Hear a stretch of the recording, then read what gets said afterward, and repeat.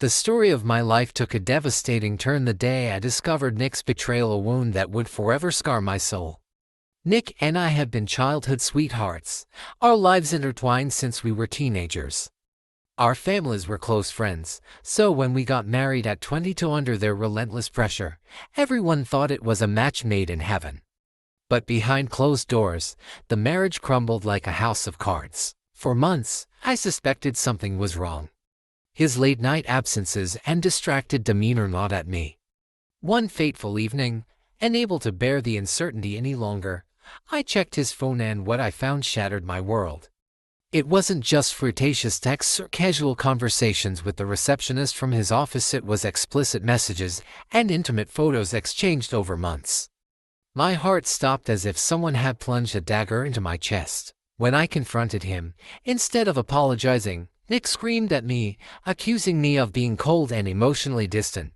He twisted the narrative, making me feel like I was the problem. His words echoed in my mind for weeks, leaving me paralyzed with grief and self-doubt. I spiraled into a deep depression, questioning everything about myself, my worth, my ability to love, and whether I deserved happiness. That night marked the end of not only my marriage but also the illusion of trust I once held dear. The night I discovered Nick's betrayal, my world crumbled into pieces. In a haze of pain and disbelief, I left our shared home with nothing but a suitcase and the clothes on my back. My first instinct was to seek refuge at my parents' house. They had always been my safe haven during difficult times. But what awaited me there shattered whatever hope I had left. Standing outside their door in the pouring rain, soaked to the bone and trembling from both cold and heartbreak, I begged them to let me in.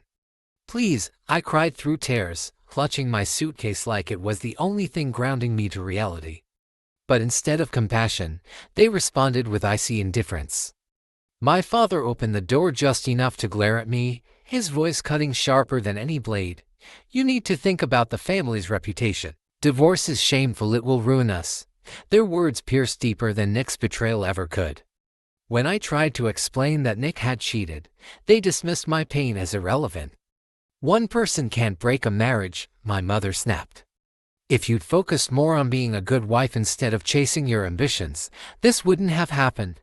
Then came the final blow. My father called me worthless for failing to keep my husband. The weight of their rejection crushed me. Too ashamed to knock again, I wandered aimlessly under the relentless rain, each step feeling heavier than the last. Exhausted and defeated, I collapsed outside my best friend's apartment, shivering and sobbing uncontrollably. That image of myself drenched, broken, clutching a single suitcase haunts me to this day. It wasn't just the weather that froze me. It was the realization that the people who should have loved me unconditionally had turned their backs when I needed them most. After severing all ties with my parents, I was left utterly alone to rebuild my shattered life. The pain of their betrayal still lingered, but I had no choice but to move forward, or at least try to. Financial struggles quickly became my new reality. With no savings and limited job prospects, I bounced between cheap, dingy apartments that barely qualified as livable. One place had a perpetually broken toilet. Another was infested with rats that scurried across the floor at night. My neighbors were often loud and disruptive, blasting music until dawn or arguing violently in hallways. It felt like the universe itself was conspiring against me. To make ends meet, I worked long hours at a cafe near my apartment, but even there, peace eluded me. One evening, while closing up after a grueling shift, my boss cornered me in the storage room. His advances were both sudden and repulsive. He grabbed my wrist and whispered disgusting suggestions, implying that extra favors could secure my position. Furious and terrified, I shoved him away and screamed for help. Though no one intervened, I refused to stay silent. The next day, I confronted him in front of other employees, exposing his behavior. Predictably, instead of holding him accountable, the management sided with him, claiming I had misunderstood the situation. They fired me on the spot, leaving me not only humiliated but also financially devastated. That incident pushed me deeper into despair. Without income, I struggled to pay rent, forcing me to sell some of my belongings just to survive. Each setback seemed insurmountable, yet something inside me refused to give up. I began reaching out to old friends who offered emotional support and occasionally financial aid. Their kindness reminded me that not everyone in this world is cruel. Slowly, I pieced together a fragile sense of stability, determined to prove to myself that I could rise above the chaos Nick and my parents had thrust upon me. After years of rebuilding my life alone, I never imagined I'd find love again, let alone with someone like Charlie. Our meeting was serendipitous. We crossed paths at his restaurant, where I had gone out for dinner with friends. At first glance, he seemed a perfect, handsome, successful, and confident. But perfection often breeds doubt, and I couldn't help but wonder if he was only interested in me because of my ordinary appearance or background. After all, I wasn't the kind of woman who fit into high society circles. My past was riddled with pain, from Nick's betrayal to my parents' abandonment, and I feared no one could truly accept me for who I was. Charlie, however, shattered those doubts piece by piece. When I fell severely ill with pneumonia and ended up hospitalized for weeks, he didn't hesitate to be there. He juggled work meetings and late-night visits to ensure I wasn't alone. One evening, as I lay weak in bed, he held my hand and whispered, "You're stronger than you think, and I'll always stand by you." That moment etched itself into my heart, proving that his feelings ran deeper than superficial attraction. Over time, our bond grew unshakable. The pinnacle of our relationship came on a crisp autumn evening under a canopy of stars. Charlie took me to a secluded park overlooking the city skyline. As he knelt down and presented a dazzling diamond ring, tears streamed down my face, not just because of its beauty, but because of the words that followed. "I promise to protect you from every hurt this world has ever caused you." Those words carried the weight of everything I'd endured: the betrayal, the loneliness, the rejection. In that instant, I knew Charlie wasn't just proposing marriage, he was offering me a sanctuary. For the first time in years, I allowed myself to believe in love again, not as a fleeting dream, but as a tangible future built on trust and devotion. The moment I announced my engagement to Charlie, I knew it wouldn't take long for my parents to resurface. Sure enough, just days later, an email from them appeared in my inbox, a calculated attempt at reconciliation wrapped in sugary words of apology. At first glance, their message seemed sincere. They congratulated me on my upcoming marriage and expressed regret for abandoning me after my divorce. But as I read further, the true nature of their intentions became painfully clear. In a second email, sent barely 24 hours after the first, they shifted gears entirely. They gushed about Charlie's family background, praising his father's bakery empire and subtly reminding me how fortunate I was to marry into wealth. Then came the dagger: "If you don't forgive us now," they wrote, "we'll lose face in front of everyone because your fiancé is so successful." Their words hit me like a freight train. How dare they reduce my happiness to their social standing? After everything they'd put me through, their betrayal during my darkest hour, their refusal to support me when I needed them most, they still couldn't see past their own egos.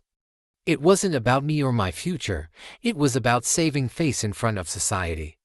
My hands trembled with rage as I deleted both emails and immediately blocked their accounts. I vowed never to let them manipulate me again, but their persistence didn't end there. A week later, a handwritten letter arrived at my doorstep. The envelope bore no return address, but I recognized my mother's handwriting instantly. Inside, they reiterated their apologies, this time pleading for forgiveness because the neighbors are talking.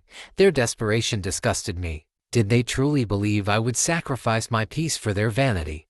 Furious, I tore the letter apart and threw it away.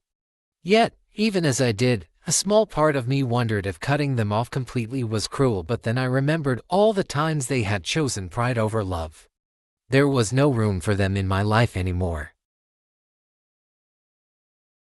The tranquility of my life with Charlie was shattered one evening when my parents showed up unannounced at our apartment. Their sudden appearance left both Charlie and me stunned, as I had deliberately kept my address private from them for years.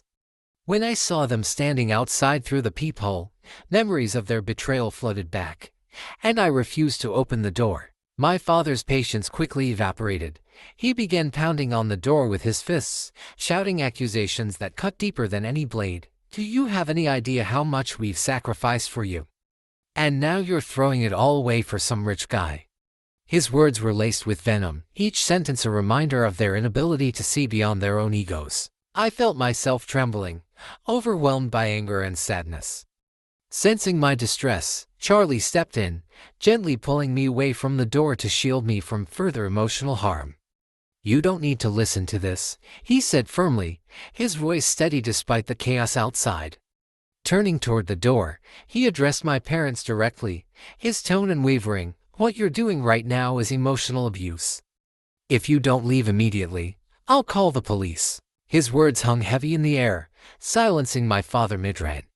For a moment, there was only the sound of strained breathing on the other side of the door. My mother pleaded softly, but Charlie remained resolute, refusing to let them manipulate or intimidate us. As they finally retreated, I collapsed into his arms, tears streaming down my face. It wasn't just their intrusion that broke me, it was the realization that they still couldn't understand how deeply they had hurt me. That night, Charlie held me close, whispering reassurances that no matter what happened, he would always protect me. In that moment, I knew I had made the right choice in choosing him over them. Just when I thought the chaos surrounding my engagement couldn't get worse, my paternal grandparents stepped in supposedly to mediate but ultimately to add fuel to the fire. Their call came the morning after my parents' disastrous visit, catching me off guard. At first, they sounded sympathetic, lecturing me about forgiveness and urging me to reconcile with my parents. All parents love their children, they repeated, as if it were some universal truth that excused every wrong my parents had ever done. But their tone shifted quickly when they brought up Charlie's wealth.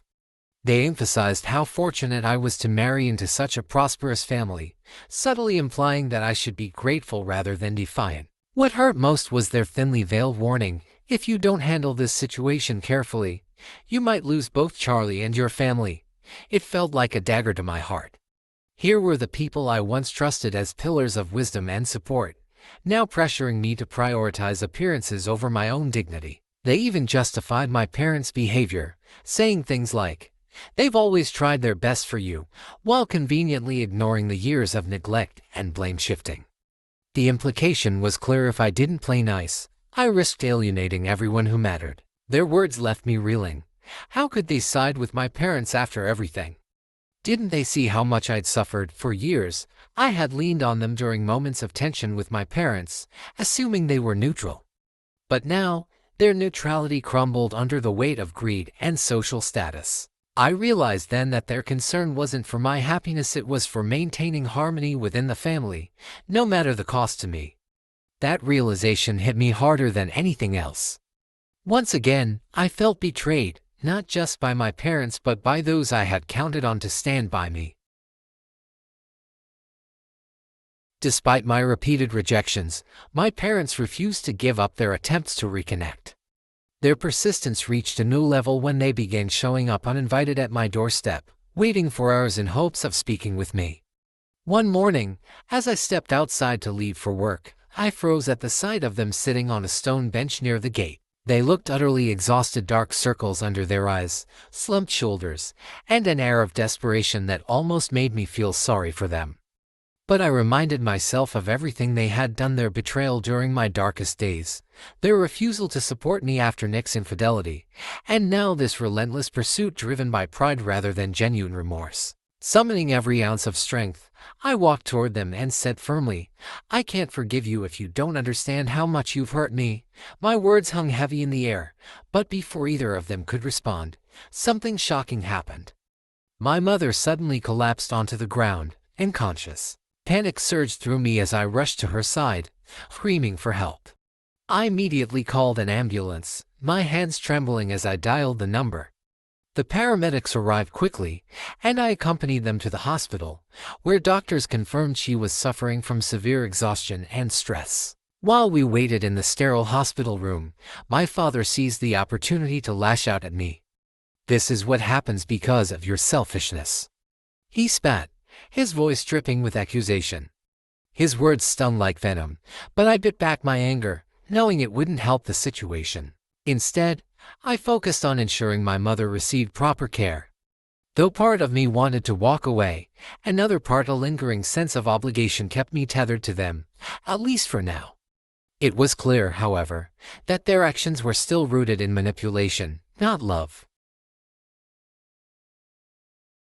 The day of my wedding to Charlie was supposed to be the happiest day of my life, a celebration of love, resilience, and new beginnings. The venue was breathtaking, a sunlit garden adorned with white roses, soft music playing in the background, and laughter filling the air as friends and family gathered to witness our union. Yet, beneath the surface of joy, I couldn't shake off the lingering anxiety that something might disrupt this perfect moment. My fears weren't unfounded.